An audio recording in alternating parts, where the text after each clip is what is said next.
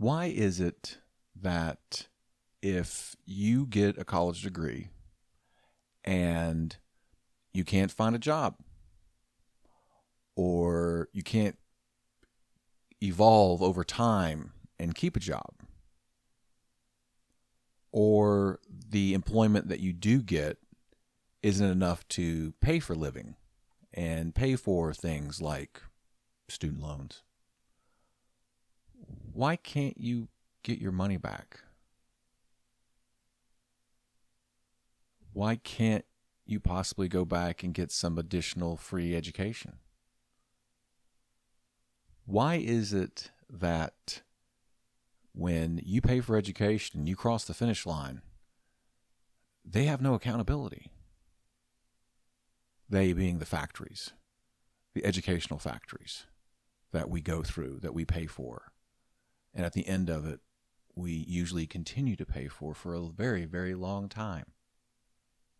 They're done, though. They have washed their hands of us. That's pretty fucked up. That's very similar to what has happened in other industries. For example, the healthcare industry. Back in the day, if you were a bad doctor, but with good bedside manner, you could rack the fuck up because people would keep coming back. And people or the insurance companies would have to pay for all these tests that I do because I'm a dumbass and you stay sick. You continue to get sick. What the fuck? I don't understand why. Let's do another test. Let's do this. Let's do this. Let's do this. And you're paying me, or the insurance company is paying me over and over and over again. And it doesn't fucking matter if it doesn't work out because you like me. Well, there were some pretty big changes with how healthcare was paid because of that fucked up dynamic. And we propose that a similar change should happen in the educational environment as it relates to payment. Because why the fuck do they get off not preparing you for life and continue to take money from you as you go through life? They didn't hold up their end of the fucking bargain. And that's bullshit. You're listening to Six Finger Learning with Jason Free.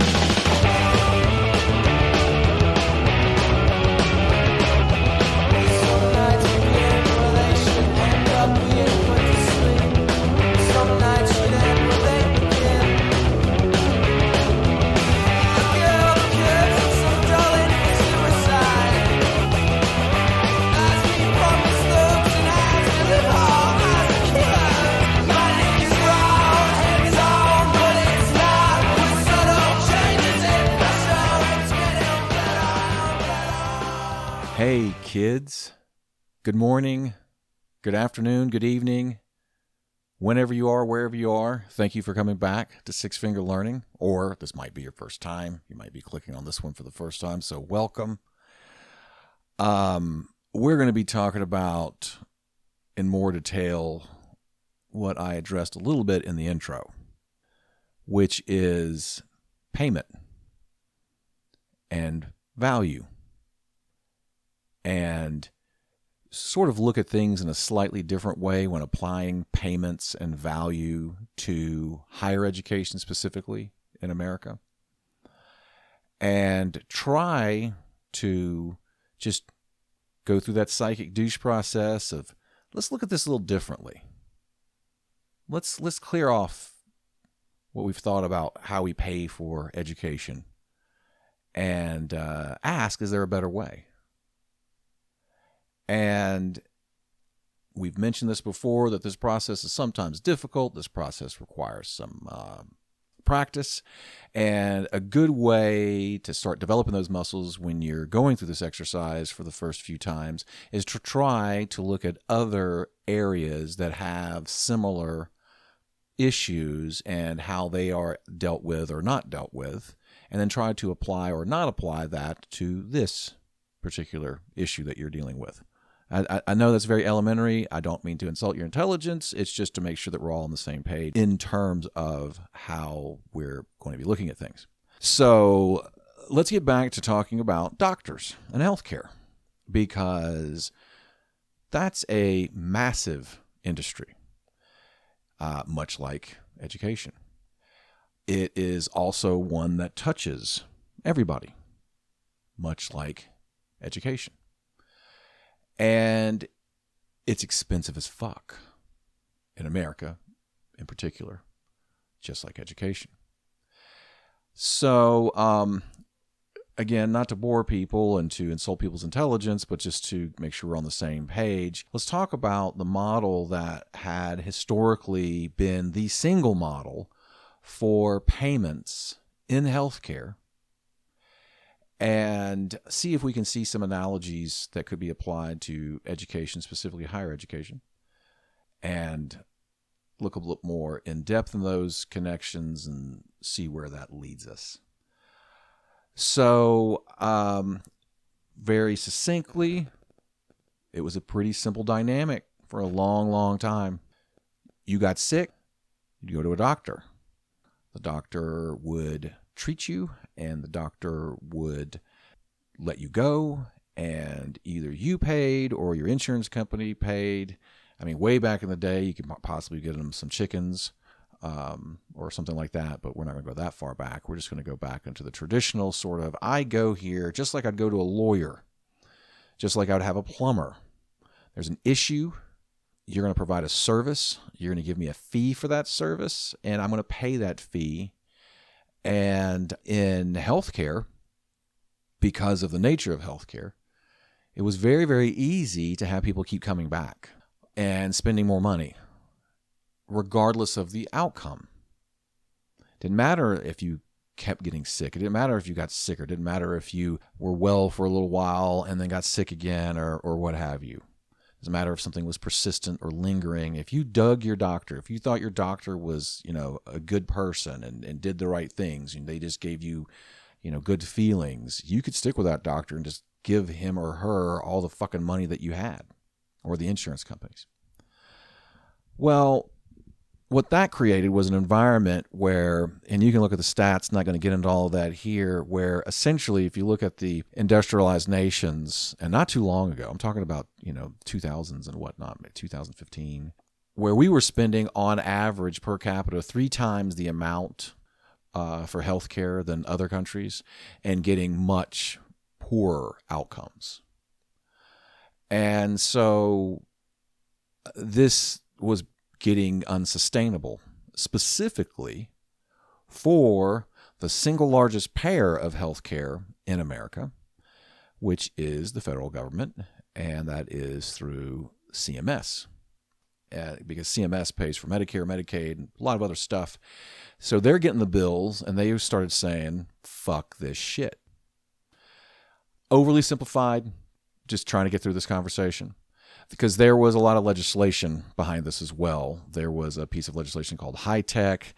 There is ACA. There's MACRA. There's a few different ones that we're not going to get into. But essentially, people looked at the model and said, this is not sustainable. We've got to change this fee-for-service approach to payment. That's what it's called, fee-for-service. Here is a fee for a service. It's not tied to any outcomes, any value at all. The value is placed upon what you think it's the value. If you don't like me or you don't think it's worth it, then you go on to somebody else, but that's it. That's all there is to it.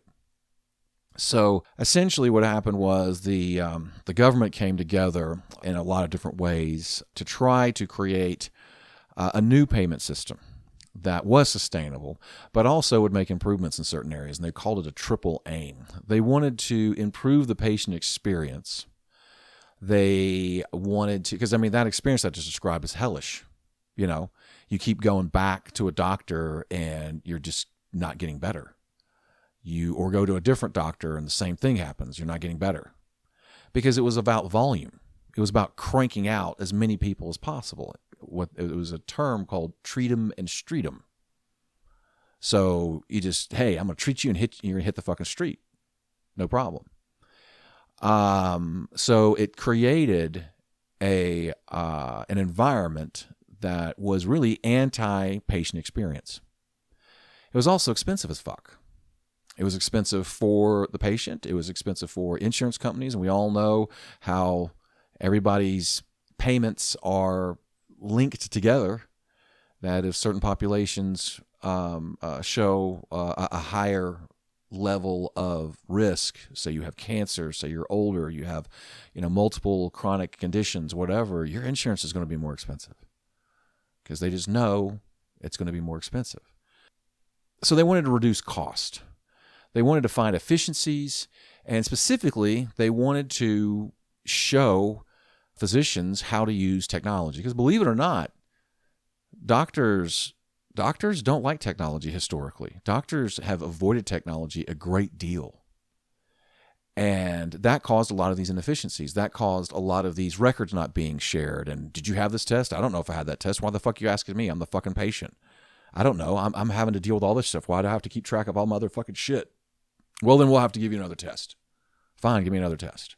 And that just creates more money, more charges. And so they didn't want to use the technology. They didn't want to share information. So the government said, well, in order to reduce costs, we're going to kind of emphasize efficiencies and use of technology. And then overall, they wanted to improve, as I mentioned before, a population of health. They wanted to look at people in groups. They wanted to find how to more effectively address certain groups' conditions, as opposed to essentially every patient standing on his or her own feet over and over and over again and drawing conclusions and doing certain things, because you can have certain general procedures and protocols in medicine that are very, very effective within certain populations, so long as you recognize that they are a member of that certain population, regardless. Kind of getting in the weeds. But this is something that's a shift, where what's going to happen is that the federal government is saying to the medical groups, we're not going to be paying the way we paid before. We're not going to be just giving you a blank check and just paying for this and that and this and that. It's going to be based upon your outcomes that you find. Are you making people better? Are you doing what you're supposed to do? Because we're not going to be doing fee-for-service. This is going to be a value-based care. Value being, do you get people better? Do you keep them out of the hospital? Readmissions, you don't keep bouncing back and forth into hospitals. Are you utilizing technology? Because if you don't, then what the fuck? That's probably costing us a lot more money because you're using paper and shit. And believe it or not, that is and has been a very big sticking point for a lot of physicians. They don't like that shit. They didn't go to medical school to learn that until relatively recently. So the older ones don't like that shit at all. Anyway, and the whole idea of outcomes, that makes it important because you got to see whether or not it's worth it. And is it worth going back to this doctor over and over and over again? And I, as a doctor, have to show you that worth, and I have to work with you. And I have to work with you. Let's say that you're really on top of your health and you keep track of things. Okay, I have to work with you, and that's going to be easier than I'm working with somebody who doesn't. But I need to, as a doctor. I'm more invested in the process. Now, does this sound in any way similar to higher education? We think it's incredibly similar to higher education. And when you delve a little deeper, you start seeing all kinds of other types of connections. So let's go back to this triple aim that CMS really wanted to create and see if that would apply to higher education. Improve patient experience, because they saw that when you improve the patient's experience, you had better outcomes. Well, why don't you improve the student experience? I'm not talking about making things necessarily easier for people. I'm saying improve the experience. Make it more relevant. Make it something that the student sees. I need to do this, just like a patient needs to see, shit, I'm diabetic. I need to stop eating so many fucking carbs. A doctor had to show me that. A doctor had to get me to buy into that. And that experience is going to fucking suck for me. having to stop eating carbs, take insulin, jabbing myself multiple times a day, all that bullshit.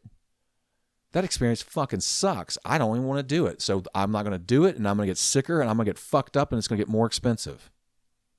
No, that doctor needs to get me involved. Just like the educational systems need to get students more involved. We need to show you that this is worth it, that your life is going to be better, and you're going to want to fucking do this shit. So if you improve the experience, you're going to improve the outcome. Second triple aim, reduce the cost. Find efficiencies.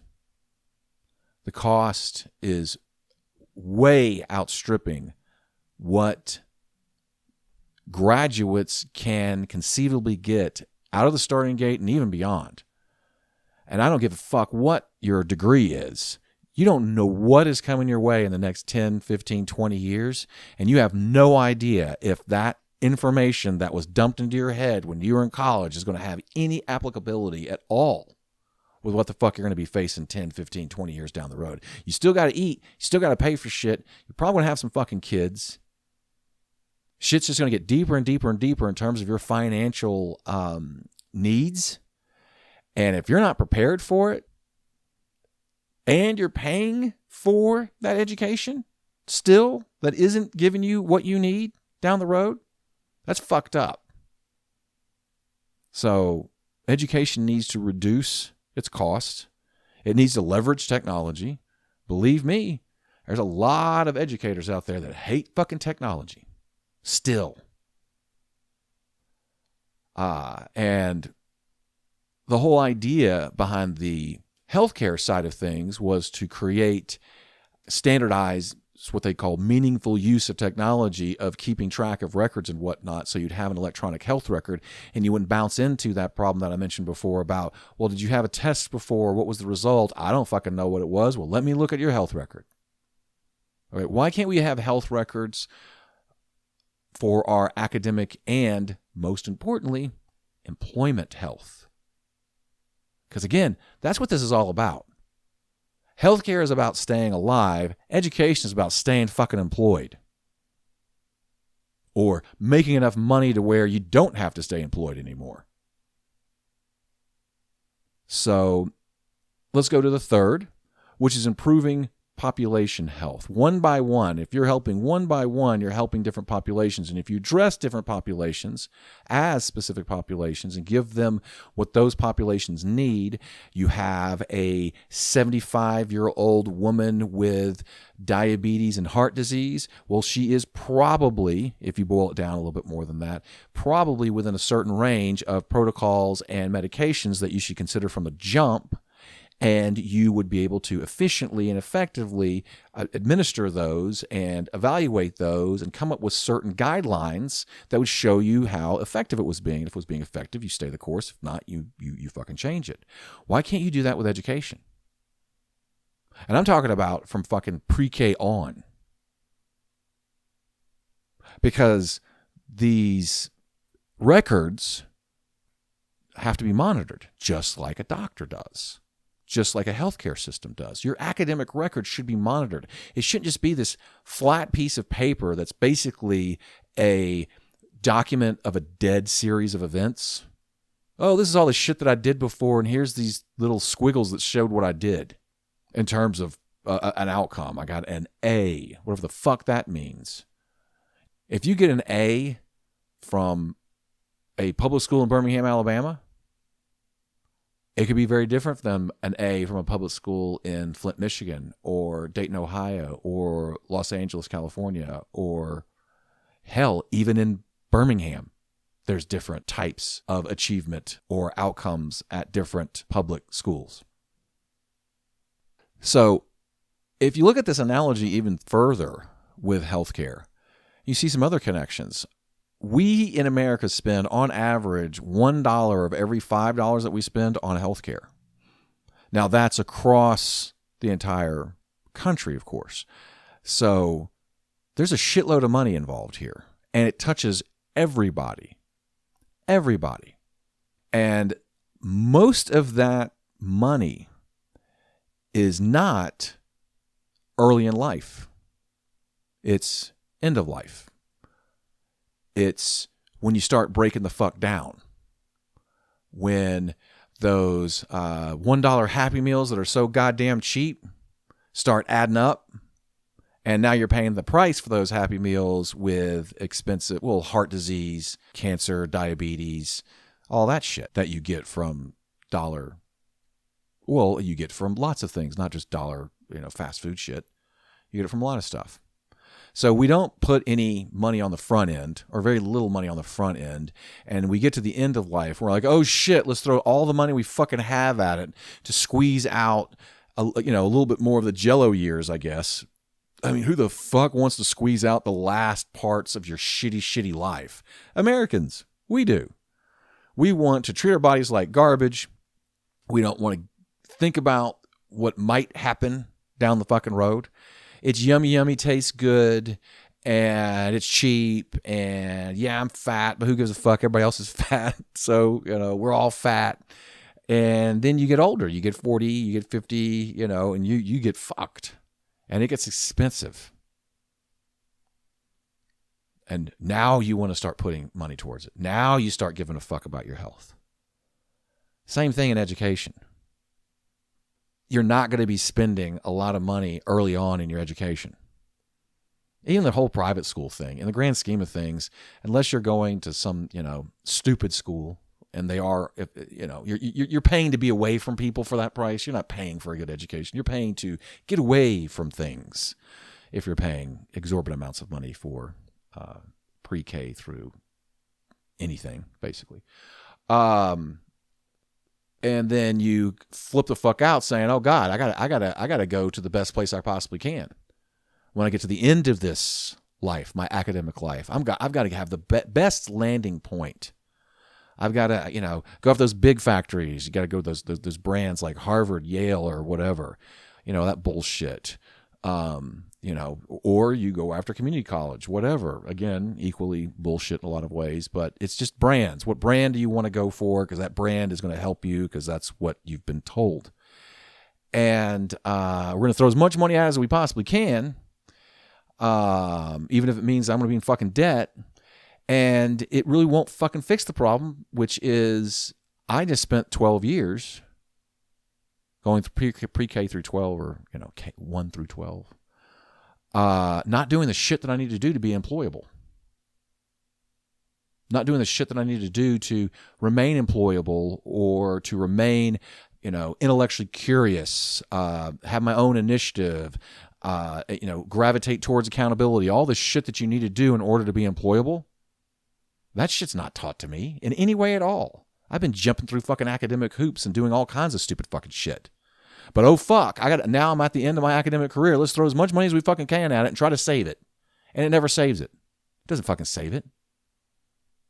Doesn't fucking save it at all. You can look at the Forbes, I think it was 2023 top 100 CEOs.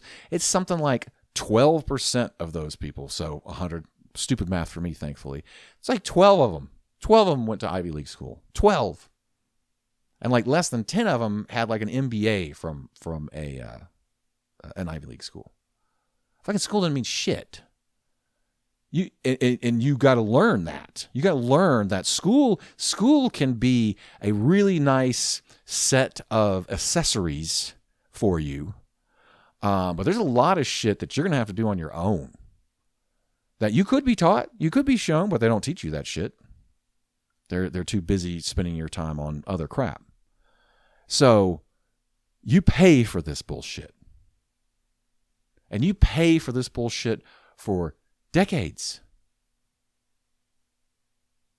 And what does it get you? Does it get you the value of the money and time that you've put into it? Again, if I have diabetes and I'm paying for insulin and paying for doctors, that's just part of it. The other thing is I've got to change my lifestyle. I've got to change shit. I've got to do things differently. If I do those things, and if my medication works, and if the outcome is things get better, it's fucking worth it. If I do all these changes, follow the rules, if I take the medication and it doesn't fucking work, it doesn't fucking work. It's not fucking worth it. And it's the same thing with higher education. I need to be employed. That is your job. That is your value to me.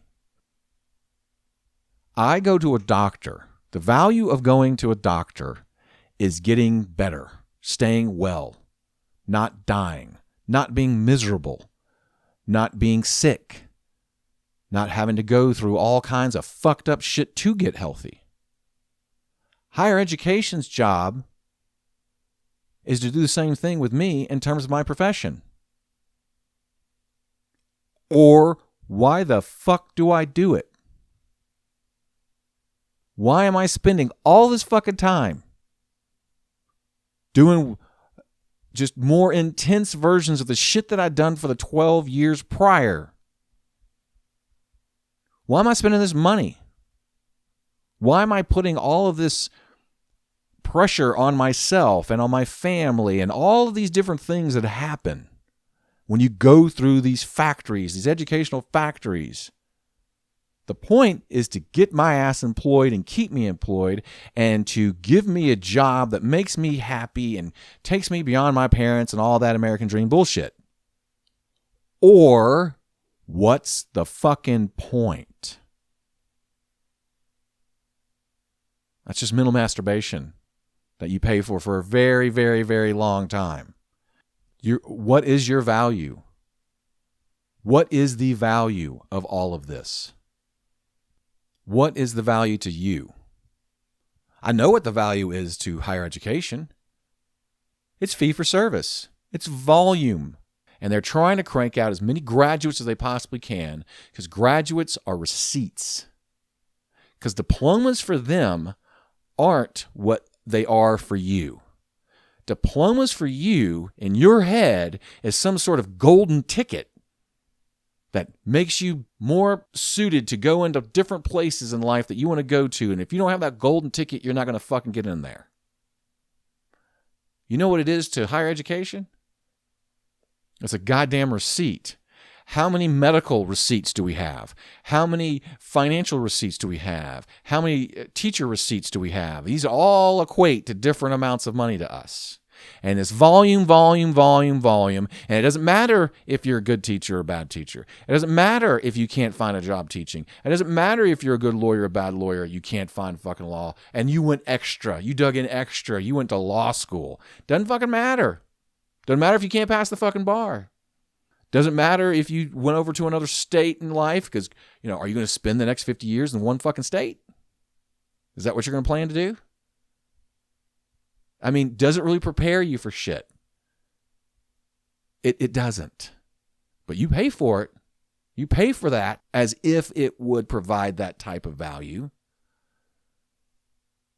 So just like in healthcare shift away from fee for service.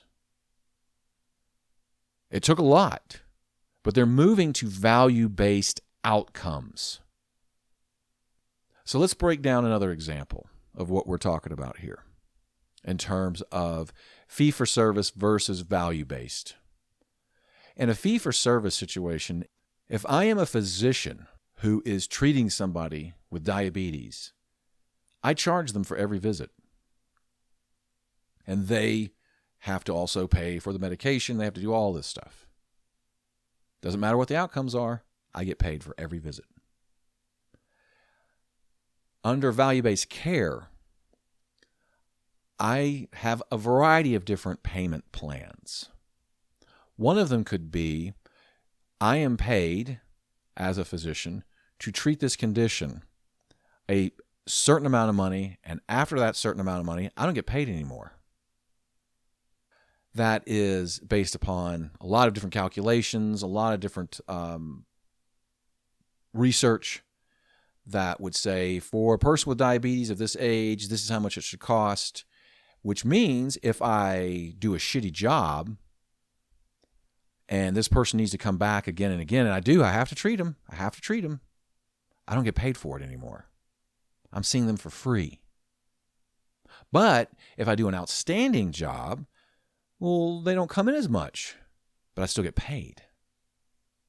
So I get incentivized to do a good job. I get penalized if this person keeps coming back and they're getting sicker and sicker, not just from the standpoint of that I don't get paid. There's actually different performance metrics that would require me to pay money back. Now let's think about this for education. What would happen if, when you sign up for a degree, that there is language, there's stipulation, there's an actual contract that states post-term, post my term here, when I graduate, this is how we're going to calculate the value of what I have paid for or what I'm going to continue to pay for. And it's linked to employment. It's linked to employment. That if I get a job, let's just go best case scenario, I get a good job and I stay in that job and that job keeps me happy for my lifetime, that's huge value. If I don't get a job, that's shit. If I don't get a job, I don't have to pay you so much. You need to help me find a job. Because if your golden ticket isn't good enough, you need to step the fuck up and do some other shit. You need to step the fuck up and help me find a fucking job and keep me in a job. So if I go out and I find a job, but then the job market changes, something happens. Like the cancer, something happens. The cancer that's going to be AI for a lot of people. Yeah. A lot of people are going to get this notification of you got cancer. It's terminal. Your job's over with because there's this thing called AI that's just eating up your fucking job. Well, but I got a degree for this job. Tough shit. Well, they were supposed to prepare me for all of this. Well, they didn't. But I'm still paying for it. Tough shit. Why do I have to pay them so much?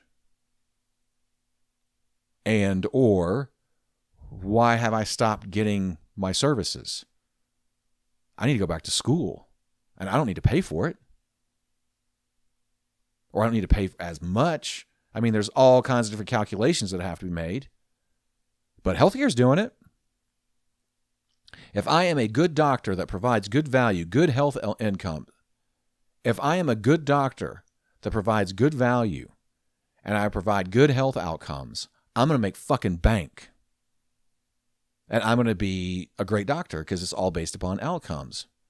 If I am a good academic institution and I provide good value and I get people work and I keep them employed, and if they don't get employed, I help them get employed. I give them more education. I take away money, whatever else. And shit, just like with some of these payment models that are going on in healthcare, some doctors, they get paid bonuses because they do such a good job. So put something in that initial contract when you're getting a college education that says, you knock it out of the fucking park, Auburn University. This is a situation that I bet you Auburn University wishes that they had done. Auburn University had a student, and the student showed up, and if they had had this value-based education, Auburn would have been making a shitload of money from Tim Cook, CEO of Apple, who went to fucking Auburn. Believe me, if you were a resident of Alabama and you went to Auburn and you then, or hell, I don't give a shit. If you're out of state and you go to Auburn and then you become the CEO of Apple, that's a pretty fucking big value probably from going to that school. At least as a school, I'd be screaming that. Because that's how you'd get better students, better teachers, more students, more teachers, all that shit, and make more money, just like a doctor. So, is there a better way? There's a shitload of options. And they're not too crazy either. Healthcare's doing it. It's taken a shitload of legislation. It's taken a lot of time. And I don't know if we have the time to make this kind of a change. I don't know if we have the ability to mobilize enough people to go out and make enough noise. And I don't mean protesting. I mean getting lawmakers to actually put pen to paper and address these things and make these fucking higher educational factories comply. It's just an idea. Because what we're doing right now is fucked. Just like what healthcare was doing was fucked. And the reason why healthcare changed, going back to what I said at the beginning, is because the government was paying for it. The reason why I don't particularly think anything's going to change in education is because you're paying for it. We're all paying for it. We don't have the voice of CMS. We don't have the ability to say, fuck you, we're not paying it. And then CMS is so influential, fucking private insurance companies are doing the same thing, saying to doctors, you got to do this. So it's a glacial movement, but it's actually happening. Education, you just might be fucked. And I don't mean just you. I mean your kids and your grandkids and their kids. And the whole system is just fucked. And what people don't understand, specifically those in higher education, is that's not sustainable for them. Because just like buying a house these days, and it's getting more and more difficult for people to do, and it's just becoming something where it's going to be like, it's not even a possibility, it's just a fever dream. Same thing's going to happen with higher education. How in the fuck will I do that? How in the fuck can I do that? We're still paying for mom shit. We're paying for my older brother. We're just paying and paying and paying and paying, and everybody's working multiple jobs, and this shit's not working, so fuck, I can't go to school. What am I going to do? I got to go to work. Oh, that's such a horrible thing. No, that's the point of it all, is going to fucking work. Just not full-time at the age of 16. Not in this system, at least. The whole system would have to change for it to make sense for you to do that younger. But anyway. So this is just an attempt to give you a bit of a psychic douche and look at things like, how in the fuck are we paying for this? And why in the fuck are we paying for it this way? And should it be this way? Does it have to be this way? I would ask the question, why do we seem to be the only people talking about this? I don't hear anyone talking about how the payment models ought to change from fee-for-service to value-based. Are we that dumb? Do we hate ourselves that much? Do we hate our kids that much? What about the people that don't exist yet? Our grandkids, great-grandkids. Do we hate them that much that we're not going to fucking make a change? Do we not care? Guess we'll see. Anyway, sorry to get heavy at the end there, but this is pretty serious shit, and it doesn't have to be this way. It doesn't have to be this bullshit system. We can make changes. Other industries do it. We just have to make noise. So, thank you for coming. We're going to continue to make noise. We're going to try to be louder and louder and more passionate about this, because student empowerment should no longer be something that makes people squint. Makes people say, what the fuck are you talking about? Student empowerment should be a given. And you should get value for your education.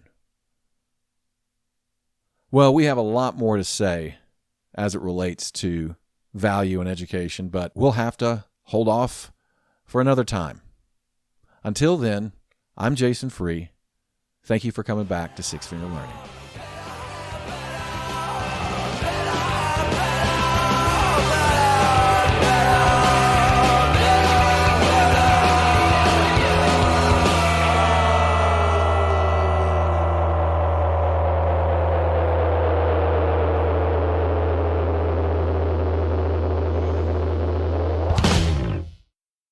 Here from this learning if it's good